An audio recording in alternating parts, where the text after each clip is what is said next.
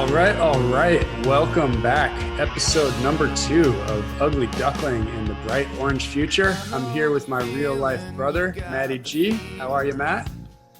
I'm good. How are you? I'm doing well, and I am Cory Klippsten, co-host of this badass new podcast / YouTube show, and also the founder of swanbitcoin.com. Check it out. And Matt, it is, what day is it? It's July 6th. It's Monday. We had the 4th of July on a Saturday, which in any normal year would have been an incredibly lucky and festive occurrence, but put a little crimp in the celebrations. Did you still get to enjoy some fireworks with the fam at all? I'll tell you what, we were keeping a low profile. We had the windows and doors closed in our house, and all around us, it felt like everybody had huge fireworks. I mean, I've never heard this neighborhood explode like this. It was madness, and we tried to avoid it. We got 2 cats and a dog that get a little bit spooked, and so the fireworks aren't enjoyable for this family. We don't really like them, so no big deal. Yeah. Well, my kiddos at 5 and 2 were very excited about fireworks and very sad not to have them. But there were some pretty good displays on YouTube that we were able to partake in and show off on the big screen. So, I saw this video of Los Angeles, like 4th of July. Yeah. And the whole city was just... It was constant. Yeah, there were 2 good views. One was like East LA just went bananas, and then the whole San Fernando Valley was just an entire... The stuff that you can apparently buy now, you saw the one that looked like it had the turrets going like back and forth. And, I mean, it was crazy. This stuff people just have. I mean, it's crazy. Yeah. So 4th of July. Yeah. Too loud for me. Too loud. Yeah. But, well, I worked a little bit each day over the long weekend, as is kind of normal running a business in a time when the weekdays blend into the weekends and everybody's hustling. How was your weekend? What would you say when you're not working? Like if you're not with your kids, you're basically working? Basically. All the time? Yeah. I mean, it seems like you work all the time. I do kind of. I mean, that's the good and the bad of having a computer in your pocket is like you're always available and always have something you could be doing to further the cause. And you basically have to make a calculus at some point that you and your company are going to be better off if you sometimes put it down and just recharge. And then essentially that your productivity when you're back on again is going to be so much higher that it will have been worth it to not be on for those hours. And you have to kind of like find that balance where you can maintain your mental and physical health and otherwise, it pretty much goes into the company. But what I like about, what I appreciate about you is you think about these things and you think about these balances and you analyze them and then you utilize them. You take it into your life. You're an analytical person by nature. Well, even if you have the math wrong, which I'm sure I do, like even if you have the math wrong, what it does is it lets you take a run and tell you that the run without your phone is good for the business. Because it probably is.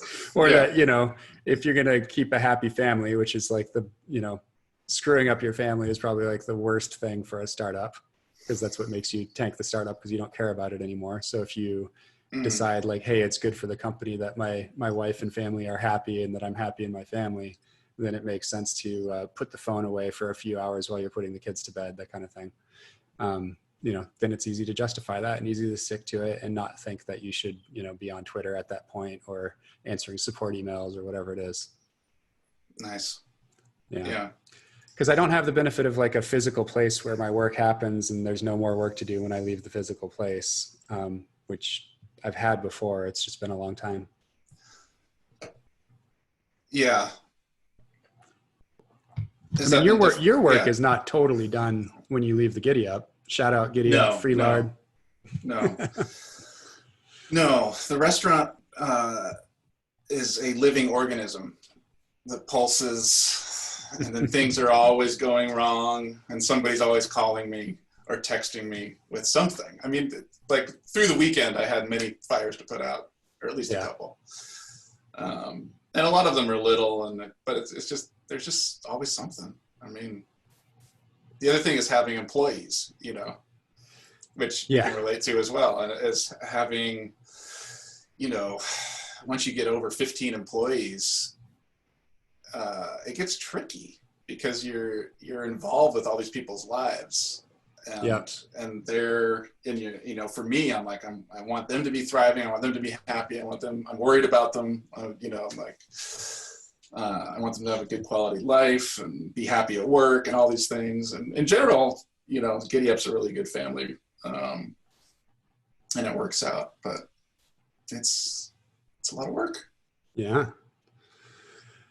Well, be careful, people. Be careful when you're thinking about opening up your own restaurant. Be careful. Or talk to me first. Of any kind. Yeah. And yeah, if you do want to ask questions of us, by the way, one of the best ways to do that is actually on Telegram. So if you go to t.me/swansignal, that's the permanent group for this show and our other show that Swan puts out, Swan Signal. So t.me/swansignal. If you want to ask us any questions or have guest ideas for us or topics you want us to hit, go ahead and pop in there. And Matt and I are both in there, and you can chat with us anytime. One of the things I wanted to talk to you about, Matt, and I'll get into this with just a little story. This is kind of fun. So I'm guessing I was probably after 5th grade, because I think you're 7 years older than me. So I think you had finished high school 88. So it was probably like summer of 88 or like that fall or something. And I think you had gone to Denver to go to Metro for a year or two and do some ski school and teach skiing and stuff. And you'd left a couple of CDs behind and a CD player.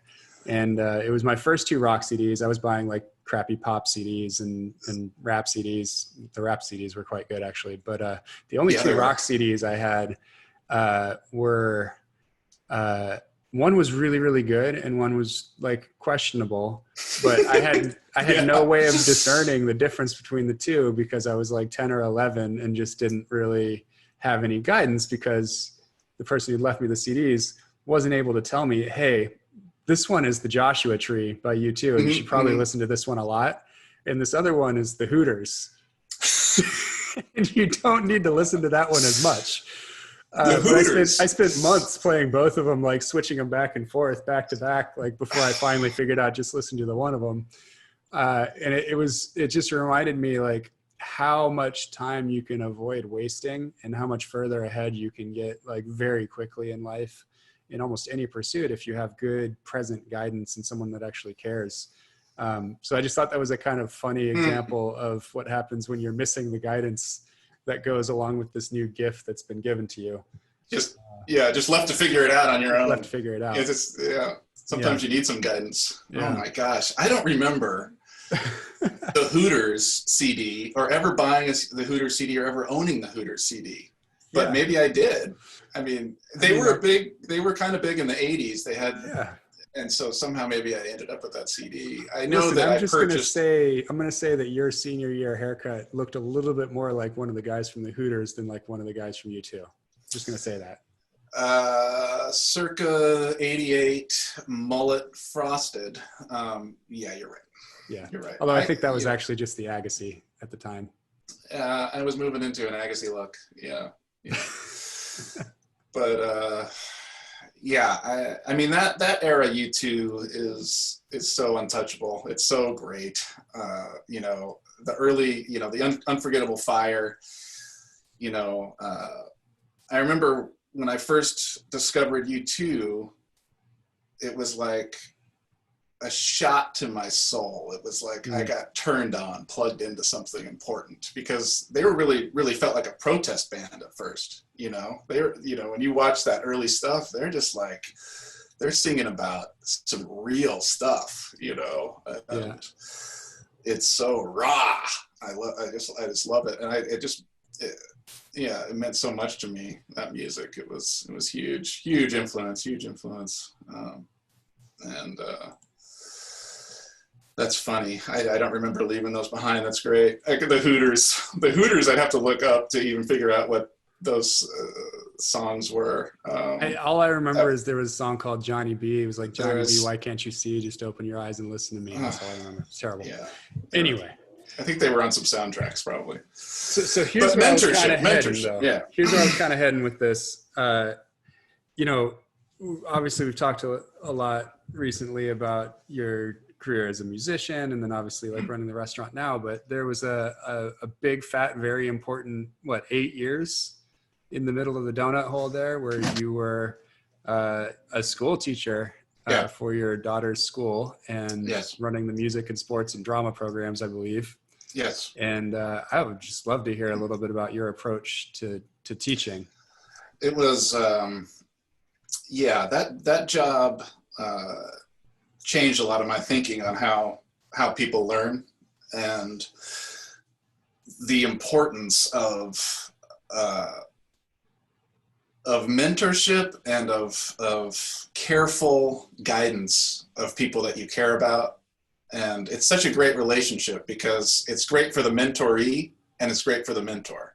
I learned so much more when I was kind of teaching young people about something that we were both passionate about, because it got me better at stuff. It got me better at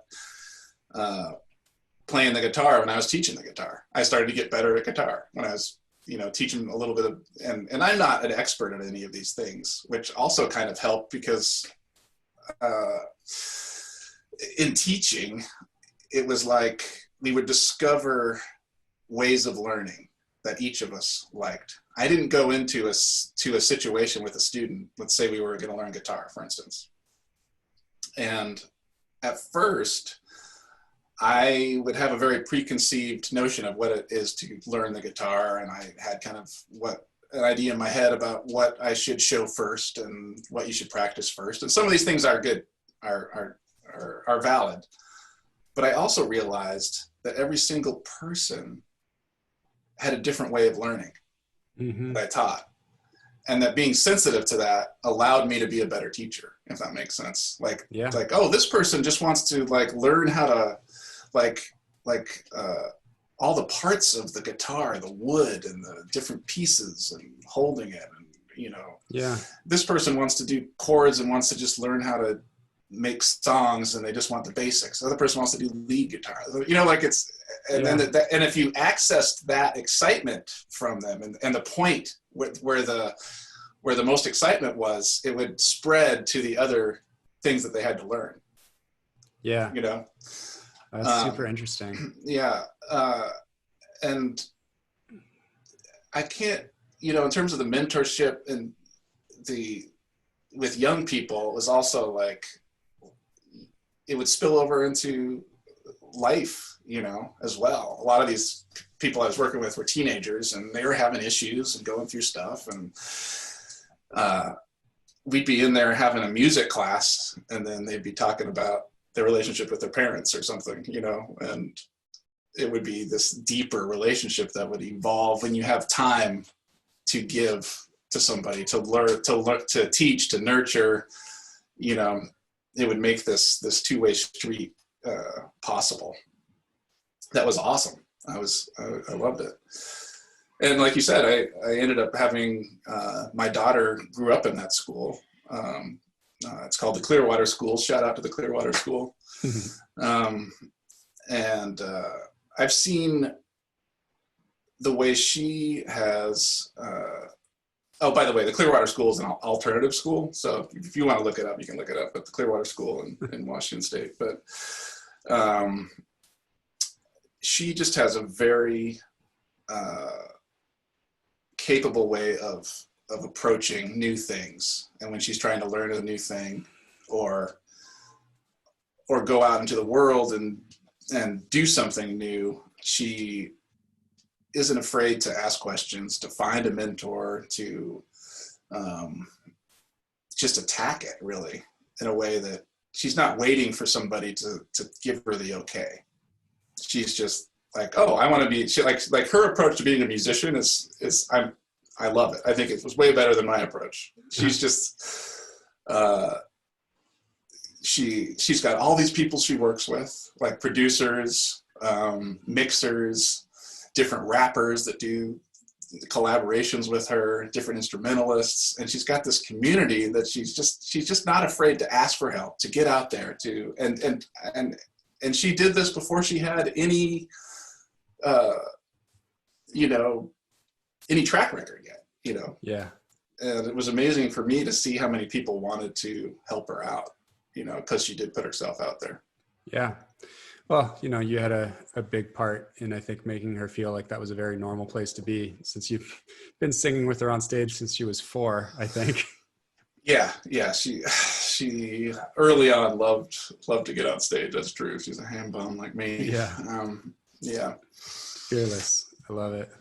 Yeah. No, it's funny you mentioned what you just said about finding the specific way that any one kid wanted to learn something, or what was going to help them learn, like how correlated that is in my work, trying to help people get into Bitcoin, right? Mm-hmm. Because it's this thing where people relate to it in different ways. Some people just want to buy it because number go up. Some people get really interested in the tech. Some people come at it from kind of like a libertarian point of view because they want to, buy and sell 3D printed gun software, things like that. And they don't want to do that on the grid. So there's not necessarily one magic bullet. Now there is, like a general theme that works. If you only have one shot and you only have 1 minute to get the point across, this sort of like Bitcoin as a savings technology, number go up, going to be a global money someday kind of thing, like that works on most people.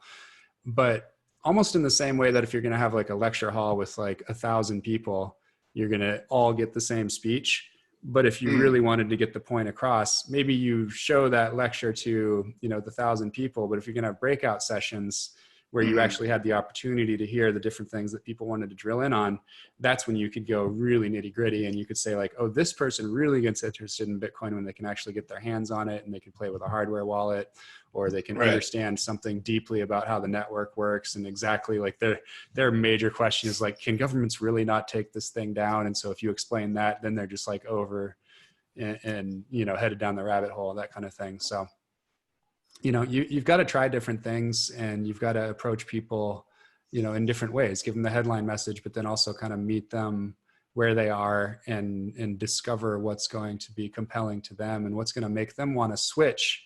And the most powerful thing by far is to switch from them being just sort of like passive acceptors of information to going and then proactively wanting to practice guitar or find songs that they like and that they want to learn how to play with or without assistance, or, in the Bitcoin case, like things that they want to experiment with, or, aspects of the system that they want to go deeper on and learn about for themselves. So I think it's, I didn't know that I was going to be running an educational company, but that's essentially, we don't have a head of marketing. Brady, Citizen Bitcoin, is our head of education. And we're all just kind of thinking all the time about how to educate people because, as I often say, one's propensity to store value in the Bitcoin protocol is directly correlated to their understanding of Bitcoin. So all your job is as a marketer of a Bitcoin service or product is basically to educate people about Bitcoin, and they'll buy more if they understand it. And that's kind of interesting because then you've got kind of all the different people that are into Bitcoin or maybe have different Bitcoin companies or whatever. They all have that in common. They do. Yeah. Which is kind of a cool thing. It's like, I was also thinking it's nice they don't have to educate people about food every time they come up to the restaurant and order, like if I had to be like, okay, let me explain a hamburger to you. This is what we're going to do. Okay. Now this might blow your mind. Now just settle down, I don't have to do that, which is nice. At least every once in a while I do. The flip side of that is, let's say that there weren't any hamburgers in Seattle and nobody in Seattle had ever heard of a hamburger. That's right. And you were able to educate somebody about a hamburger to the point that they tried it once and you were the only person that sold it. Nice. That's where we are in the Bitcoin space, doing things for Bitcoiners and people who are new to Bitcoin. Yes, it's a hurdle, but once people get in, the number of purveyors of what they're looking for is just so small. That, if you do a good job with education and have a good product or a good service, you can have a really good business. Yeah.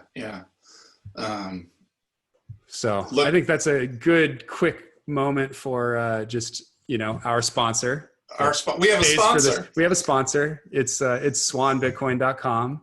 Yay. And if you go to swanbitcoin.com, HRF, as in Human Rights Foundation, we will make a donation to Human Rights Foundation when you sign up for a Swan membership. And you'll also get $10 of free Bitcoin when your plan activates. So that should be super fun. And shout out to Alex Gladstein and the HRF team for the great work they do. Glad to be able to contribute in our small way.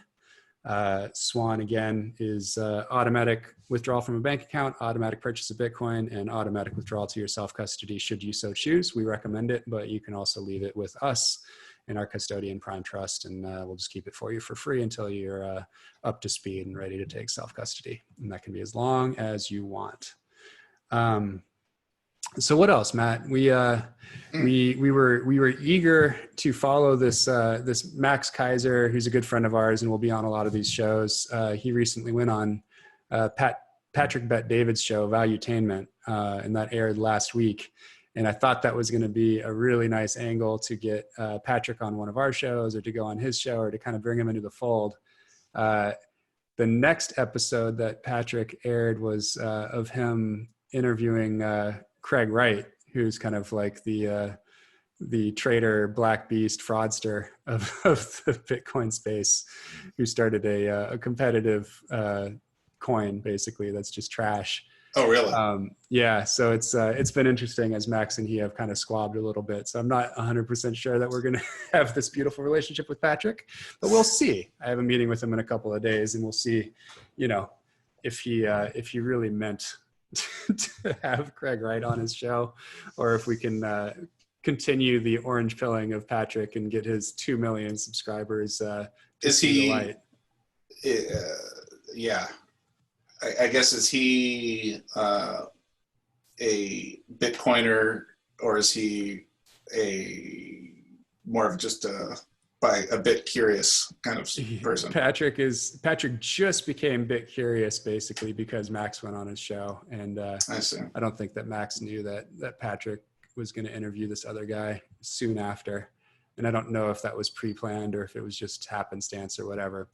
But no, it's just interesting. I mean, it's kind of like the thesis of doing this show is like, let's do some things that are kind of adjacent to Bitcoin. And, that's kind of like financial entertainment, and talking about, stocks and real estate and entrepreneurship. And we're talking about music and culture and GenX and some of the things that kind of are around Bitcoin from more the social side of things.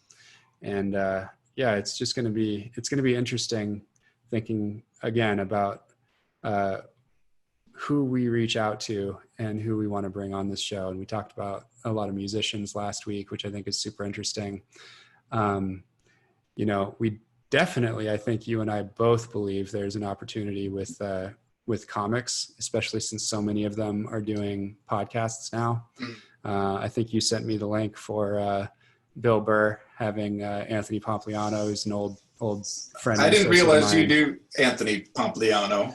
When I sent you that link, somebody sent me that link because I said, look, I'm just starting this podcast with my brother, and it's going to be, he's the CEO of a Bitcoin company. I own a restaurant. We'll see what happens. No, exactly. And they were like, that's cool. You got to check this out. They sent me that clip, and that's what I was telling you about it. And it was really funny to see how excited. It was the Bill Burr podcast. It's called. If anyone wants to watch it, it's a great episode, I think. And